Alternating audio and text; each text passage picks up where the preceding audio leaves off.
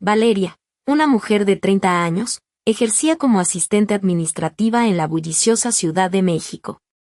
Aquella noche de julio, cuando Rodrigo la echó de su hogar con una maleta cuyas ruedas se desalineaban y un cheque que pretendía limpiar su conciencia, ella no llevaba ni un peso en la bolsa ni un techo bajo el cual refugiarse.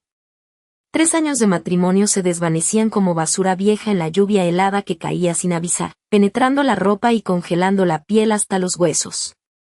Pero eso no fue lo peor. Frente a la mansión cerrada, bajo la misma lluvia que la había expulsado, Valeria encontró a un hombre cuya mirada era tan fría como la piedra y a una niña que no hablaba, no comía y mantenía a todos a distancia.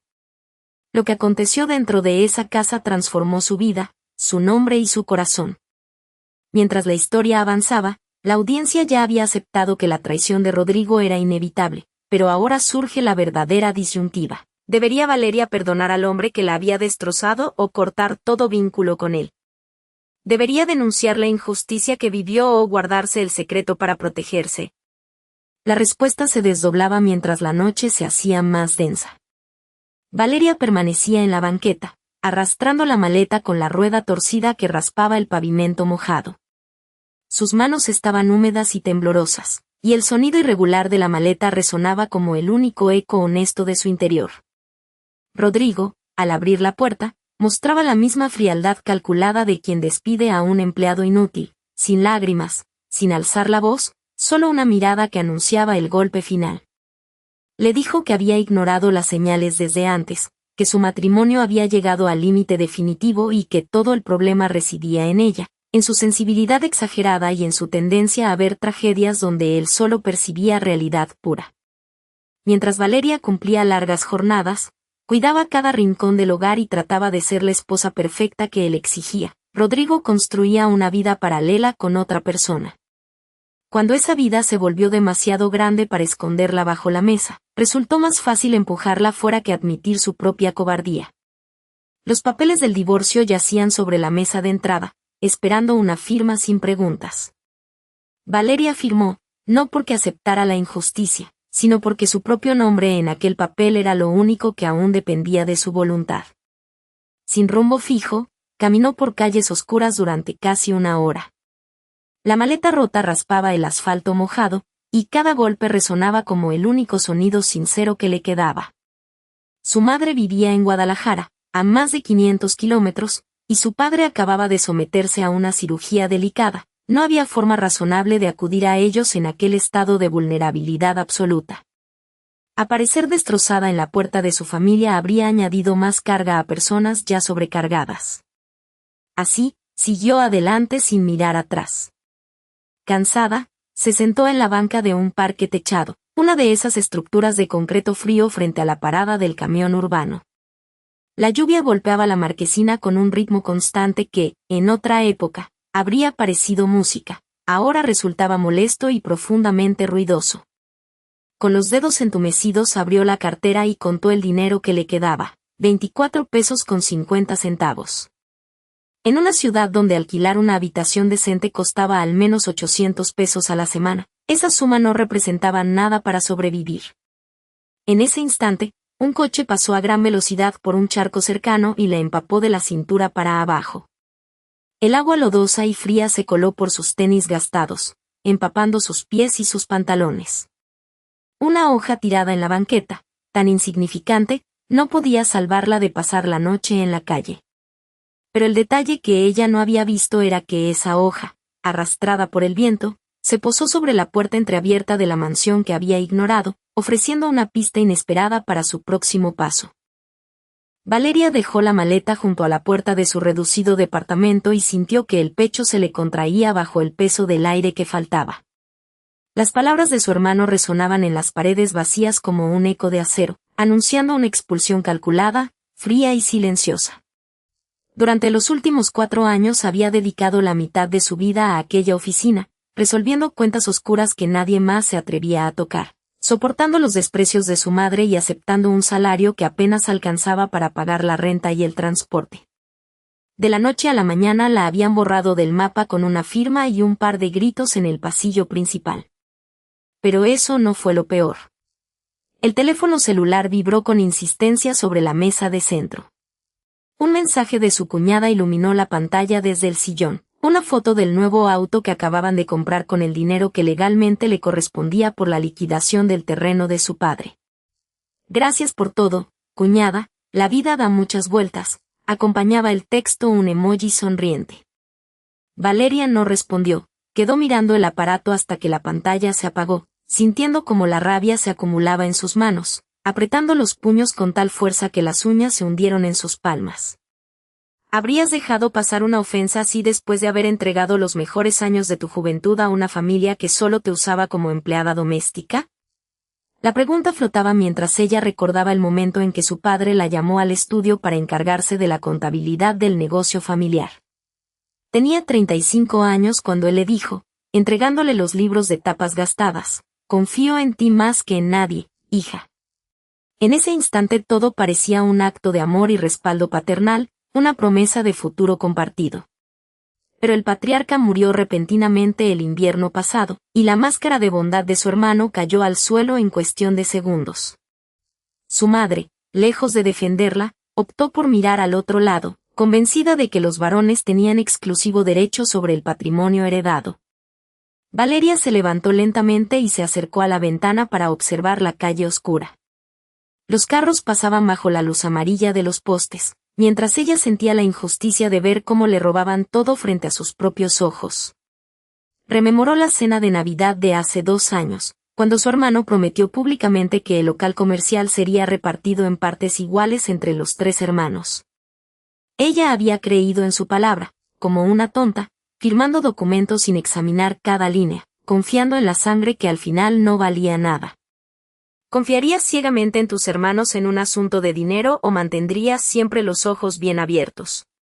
La cuestión se quedó suspendida mientras la noche avanzaba, y Valeria sintió que cada respuesta la acercaba más a una decisión inevitable. A la mañana siguiente el despertador sonó a las 6 en punto, como lo había hecho durante una década. Valeria se lavó la cara con agua fría y se vistió con el traje sastre gris que usaba para ir a trabajar, aunque ya no tuviera oficina a la que acudir.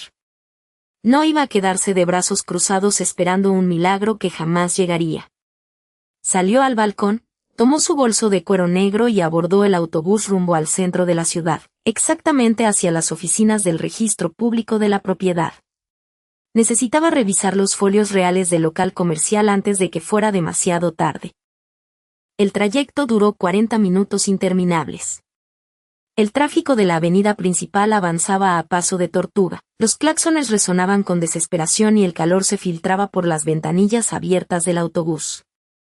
Al llegar, bajó con paso firme, sintiendo el repiqueteo de sus tacones contra el pavimento gris. El edificio gubernamental olía a humedad, a papel viejo y a café barato de máquina.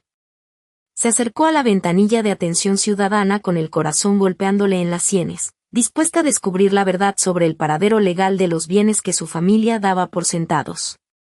El empleado la atendió con desgano, tecleando lentamente en una computadora antigua mientras revisaba sus documentos de identidad. Valeria esperó con los dedos entrelazados, conteniendo la respiración, sabiendo que lo que apareciera en esa pantalla definiría el rumbo de su vida entera. Tras varios minutos que parecieron eternos, el hombre alzó la vista por encima de sus anteojos y le dio una noticia que le heló la sangre por completo. El terreno no solo estaba a nombre de su hermano, la firma de cesión de derechos se había realizado 3 días antes del fallecimiento de su padre, cuando el anciano apenas podía sostener la pluma con firmeza debido a la enfermedad. Valeria sintió un hueco tremendo en el estómago, pero lo que siguió en el expediente la dejó todavía más desconcertada. Y aún faltaba un detalle que ella no había visto. Valeria permanecía inmóvil en el centro del salón, con los puños aferrados al abrigo y el frío clavado en los huesos, mientras cada esquina de la inmensa casa de la Ciudad de México parecía guardar un silencio denso y opresivo. Sebastián Ferrara la observaba desde el umbral, con los brazos cruzados y la mandíbula tensa, un hombre acostumbrado a dominar todo a su alrededor, ahora sin saber qué hacer con la inesperada presencia de una extraña en su vivienda. En los días siguientes, la rutina se convirtió en un ejercicio constante de paciencia y cautela, intentando ganarse la confianza de la pequeña Sofía mientras soportaba la fría y distante mirada de su padre. Valeria dedicaba horas enteras a acercarse a la niña, rememorando de repente los oscuros momentos de su matrimonio con Rodrigo, cuando las promesas rotas se acumulaban como los platos sucios en el fregadero, atrapándola en una culpa perpetua por no haber protegido su propia vida. Sofía permanecía recluida en su propio mundo, negándose a hablar con claridad y manteniendo los ojos muy abiertos ante cualquier movimiento brusco, desconfiando de todos como si ya supiera que las personas siempre terminan marchándose sin dar explicaciones. Valeria intentaba mantener la calma, recordándose que las heridas de los niños no se cierran con palabras bonitas ni con prisa, sino con la quietud de estar allí cuando nadie más se queda. Sin embargo, el ambiente en la mansión era una carga pesada que no daba tregua, sobre todo por la forma en que Sebastián la vigilaba desde lejos, con una mezcla de sospecha y desesperada necesidad de encontrar a alguien que pudiera cuidar a su hija sin causarle más problemas. Una tarde, mientras Valeria acomodaba unos libros sobre la mesa del estudio y Sebastián atendía una llamada urgente en el despacho, la niña aprovechó un instante de descuido para levantarse del sillón donde solía quedarse inmóvil durante horas. Valeria alzó la vista justo a tiempo para ver a Sofía correr por el pasillo con una velocidad inesperada, dirigiéndose directamente a las escaleras principales que conducían al tercer piso, la única zona de la casa donde la prohibición de Sebastián era absoluta. El corazón se le subió a la garganta y salió corriendo tras ella, sintiendo que el aire se le escapaba de los pulmones mientras estiraba los brazos para alcanzarla antes de que cruzara el límite. Pero eso no fue lo peor. ¿Debería haberla detenido o dejarla seguir? ¿Era mejor protegerla o permitir que descubriera lo que había detrás de la puerta? Valeria, con la respiración entrecortada, logró sujetar a la pequeña por la muñeca justo antes de que abriera la puerta de madera oscura, aunque el pestillo ya había cedido con un chasquido seco. El interior no era el desván polvoriento que Sebastián describía con tanta insistencia durante las entrevistas de trabajo, sino una oficina perfectamente iluminada por lámparas de escritorio que permanecían encendidas. Sobre la mesa principal yacían documentos notariales esparcidos junto a un portafolios abierto, revelando firmas recientes y cifras bancarias que señalaban cuentas en el extranjero a nombre de la empresa familiar. Valeria contuvo la respiración al reconocer el membrete de la constructora que había arruinado a su propia familia años atrás tras una estafa de la que nadie volvió a hablar. Sofía no lloraba, solo extendía una manita pequeña hacia una fotografía enmarcada que reposaba boca abajo sobre la madera. Cuando Valeria la enderezó con los dedos temblorosos, descubrió el rostro de una mujer idéntico al que aparecía en las actas de defunción que Sebastián le había mostrado el primer día, aunque la fecha del documento notarial con la firma de esa misma mujer tenía menos de una semana. El silencio del pasillo se quebró con los pasos pesados de Sebastián subiendo las escaleras azancadas, preguntando con voz seca qué hacían exactamente en un lugar prohibido. Valeria ocultó rápidamente el contrato entre los papeles y se puso de pie, con el pulso acelerado, sabiendo que el hombre que le había pagado un sueldo generoso para cuidar a su hija era el mismo que había firmado la orden de desalojo de su propio padre. Y aún faltaba un detalle que ella no había visto. Valeria subió los escalones con pasos lentos, procurando no perturbar la madera vieja que crujía bajo su peso. Sofía, más adelante, avanzaba silenciosa, arrastrando los tenis contra el suelo hasta detenerse frente a la puerta de madera oscura, la única siempre cerrada con llave en aquella casa de la Ciudad de México. Con una mano temblorosa, sacó del bolsillo del suéter una llave pequeña que había hallado olvidada sobre una repisa y la introdujo en la cerradura con una naturalidad que heló la sangre. El cerrojo giró y emitió un chasquido seco que resonó en todo el piso vacío. La puerta se abrió despacio, dejando escapar un olor a polvo viejo, a cera de pisos y a un perfume femenino que llevaba años encerrado sin ver la luz del sol. Valeria quedó inmóvil en el umbral, sintiendo que el aire del interior le presionaba el pecho de golpe. Pero eso no fue lo peor. No era un cuarto cualquiera de la mansión, era un espacio congelado en el tiempo.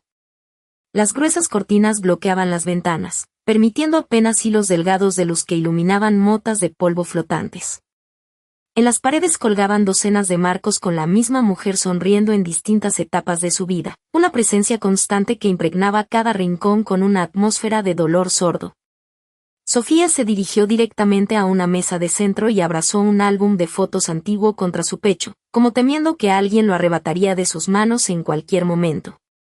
Valeria dio un paso al frente para intentar convencer a la niña de que regresaran a la planta baja antes de que el personal de servicio notara su ausencia. Entonces, el estruendo de una puerta principal cerrándose con fuerza abajo rompió el silencio de la tarde. Los firmes y apresurados pasos de Sebastián comenzaron a subir la escalera, uno tras otro, marcando un ritmo implacable que se acercaba al tercer piso.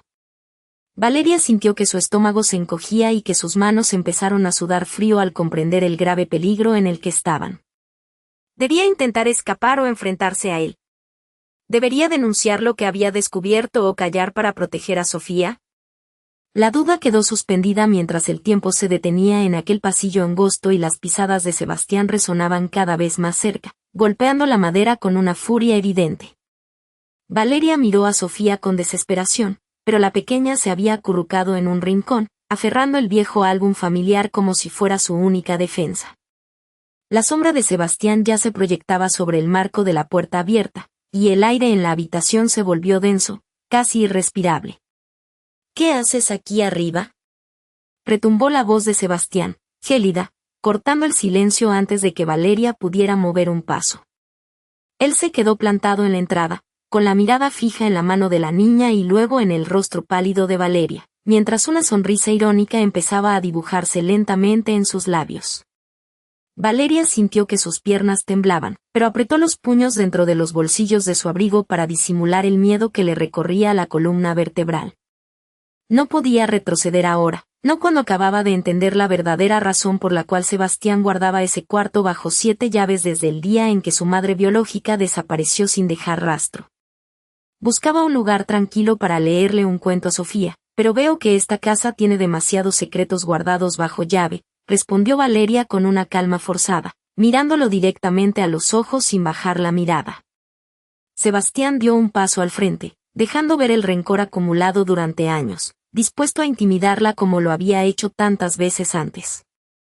No tienes derecho a pisar este lugar ni a meterte en lo que no te importa. Te vas ahora mismo o enfrentarás las consecuencias, amenazó, golpeando el marco de la puerta y haciendo saltar el polvo acumulado en los muebles. Lo que Sebastián ignoraba en ese preciso instante era que Valeria ya no era la misma mujer sumisa que había llegado a esa casa buscando un empleo desesperado. Entre las páginas del álbum que Sofía sostenía con fuerza, un documento doblado a la mitad asomaba con una firma notarial fechada exactamente 2 días antes de la misteriosa ausencia de la señora. Valeria respiró hondo, dio un paso adelante para proteger a la niña y sintió que el plan por fin empezaba a tomar forma en su cabeza. ¿Una amenaza de desahucio iba a detenerla después de descubrir la verdad? Sebastián dejó caer los hombros, y la rigidez que había usado para intimidar a Valeria en el pasillo se deshizo en un suspiro pesado. Avanzó despacio hacia la ventana que daba al jardín oscuro, donde la luna apenas dibujaba contornos en las rosas blancas. No se escuchó ni un grito, ni un portazo, ni amenazas de última hora, solo el sonido de un suspiro profundo, cargado con el peso de los años y de un dolor que ninguna cuenta bancaria podía borrar. Valeria quedó inmóvil junto a la puerta, con el documento en las manos y la mirada fija en el hombre que hasta hace un momento parecía su mayor enemigo. No sé qué te contó Rodrigo allá afuera en la calle, ni qué versión retorcida usó para manipularte, dijo Sebastián sin voltear, con la voz rota y baja. Pero esta casa no se sostiene sobre el lujo ni sobre los contratos que firmamos. Se sostiene sobre ruinas. Valeria apretó los dedos contra el papel notarizado, sintiendo la humedad de sus palmas. Recordó la llamada de Rodrigo semanas atrás, su tono venenoso asegurando que ella era una mujer sin futuro, una carga que nadie querría cargar jamás en la Ciudad de México. Aquellas palabras, ahora lejanas, sonaban vacías y ridículas frente al hombre que tenía delante. Sebastián se giró lentamente y la miró a los ojos. Ya no quedaba rastro del empresario frío que exigía una esposa fingida para los directivos del colegio. Sus ojos estaban cansados, marcados por ojeras profundas que hablaban de insomnio y culpa. Hace 2 años, en una carretera mojada cerca de Puebla, la madre de Sofía perdió la vida en un accidente absurdo, murmuró Sebastián, dando un paso hacia ella con una vulnerabilidad que desarmó a Valeria por completo. Yo conducía el auto. Yo sobreviví. Y desde esa misma noche, la pequeña dejó de hablar. Se encerró en un silencio tan espeso que ninguna terapia ha podido romper. Pero eso no fue lo peor. Valeria sintió un nudo frío formarse en la garganta. Sus manos temblaron ligeramente mientras el papel temblaba entre sus dedos. Las piezas del rompecabezas empezaron a encajar en su mente de una manera dolorosa. La frialdad de Sebastián no era arrogancia, era el caparazón de un padre desesperado que cargaba con la culpa de haber perdido a su esposa. Y el silencio de Sofía no era rebeldía, sino el reflejo exacto del vacío que dejó una madre ausente en una madrugada de lluvia. El dolor que habitaba en esa mansión era trágicamente similar al suyo, al de una mujer que también había tenido que huir de los escombros de su propio matrimonio fallido para no terminar destruida. ¿Debería perdonar y seguir adelante, o cortar todo vínculo y desaparecer?, preguntó Valeria, con la voz entrecortada por la duda. ¿Es mejor denunciar la verdad y arriesgarse a un escándalo, o guardar silencio y proteger a los que aún quedan? Se quedó mirando el rostro de Sebastián, buscando una respuesta que parecía escurrirse entre las sombras. Sebastián respondió con un susurro que apenas rozó el aire. Por eso te pedí que te quedaras, Valeria. No por el que dirán en la escuela, ni por los inspectores del colegio. Fue porque desde el primer día que entraste aquí con tu maleta rota, vi cómo miraste a mi hija sin miedo y cómo ella te devolvió la mirada con una confianza que le negaba a su propia familia. Valeria bajó la vista hacia el contrato que sostenía entre sus manos. Las cláusulas legales, los sueldos triplicados y las reglas de convivencia perdieron sentido en ese instante. Comprendió que sus vidas estaban unidas por la misma clase de cicatrices invisibles. Miró hacia el pasillo oscuro por donde la niña se había marchado a dormir unos minutos antes, recordando la pequeña mano de Sofía entregándole el osito remendado en el jardín. ¿De qué manera sanaría el pasado entre los tres en medio de tanta penumbra? Una tarde de otoño, varios meses después de aquella noche en la mansión, Rodrigo apareció sin avisar en la entrada del fraccionamiento exclusivo donde Valeria vivía y trabajaba. Llevaba el traje arrugado, los zapatos cubiertos de polvo y una expresión de desesperación fingida que resultaba evidente a cualquiera. Intentó acercarse a la reja de seguridad, gritando que lo dejaran pasar para hablar con su exesposa, alegando que ella todavía le debía explicaciones y que las cosas no debían terminar así. Valeria lo observó desde la ventana de la planta baja, con una taza de café caliente entre las manos, mientras sentía un profundo y sereno alivio al percibir que el tiempo y las decisiones de Rodrigo lo habían dejado exactamente donde merecía. Sebastián se acercó con paso firme, se asomó junto a ella y, con una media sonrisa fría, indicó al guardia por el interfono que expulsara al intruso antes de llamar a la policía. Rodrigo alcanzó a ver a Valeria a través del cristal. Su rostro se volvió pálido, sus ojos ardían de una rabia impotente al comprender que ella ya no era la mujer sumisa a la que había echado a la calle con una maleta rota, sino la pieza fundamental de un hogar que él jamás volvería a pisar. Valeria dio la vuelta, dejó la taza sobre la mesa de la cocina y escuchó los gritos de su exesposo desvanecerse mientras él se alejaba caminando por la banqueta. Sofía corrió desde el pasillo, riendo con una ligereza que antes no conocía, y la abrazó con fuerza por la cintura, recordándole sin palabras que el pasado ya no tenía poder sobre ellas. ¿Tú crees que alguien que te arrojó a la calle merece una segunda oportunidad? ¿O sería mejor cerrar la puerta y no mirar atrás? Pero eso no fue lo peor. Los meses siguientes transcurrieron con una calma que a Valeria todavía le costaba creer, disfrutando cada pequeña rutina al lado de Sofía sin la sombra constante del miedo ni la amenaza de una llamada inesperada. La nueva casa, amplia y luminosa, se llenó poco a poco de risas, de libros infantiles esparcidos por la sala y de un aroma constante a pan casero que disipaba los últimos rastros de los días oscuros. Rodrigo intentó enviar un par de cartas a través de conocidos comunes, breves notas donde suplicaba comprensión y mencionaba que todo había sido un malentendido provocado por la presión del momento. Valeria las devolvió sin abrir, selladas con la misma firmeza con la que él le había cerrado la puerta aquella tarde lluviosa. Sebastián se convirtió en un compañero constante, alguien con quien compartir silencios cómodos y planes de futuro, demostrando que el respeto y la lealtad se construyen con hechos cotidianos y no con promesas vacías. Un domingo por la tarde, mientras revisaba documentos en la mesa del comedor, Valeria encontró una vieja fotografía olvidada entre las páginas de un cuaderno. En ella aparecía con la maleta rota frente a una banqueta fría y solitaria, preguntándose cómo había tenido la fuerza para no rendirse. Sofía se asomó por encima de su hombro, vio la foto y, con la inocencia propia de su edad, preguntó si esa mujer de la imagen era diferente a la que ahora estaba a su lado. Valeria sonrió suavemente, acarició la mejilla de la pequeña y respondió que era la misma persona, solo que ahora conocía el valor real de su propia voz y de su libertad. La vida no prometía ser perfecta ni carecer de nuevos retos, pero cada paso que daba estaba guiado por la certeza de que nadie volvería a decidir por ella ni a pisotear su dignidad. En ese preciso instante, mirando hacia el jardín donde la luz del atardecer iluminaba los juguetes de la niña, supo que el pasado por fin había quedado atrás, cerrado de la única manera posible. ¿Tú crees que hay algo más valioso que recuperar la paz después de haberlo perdido todo?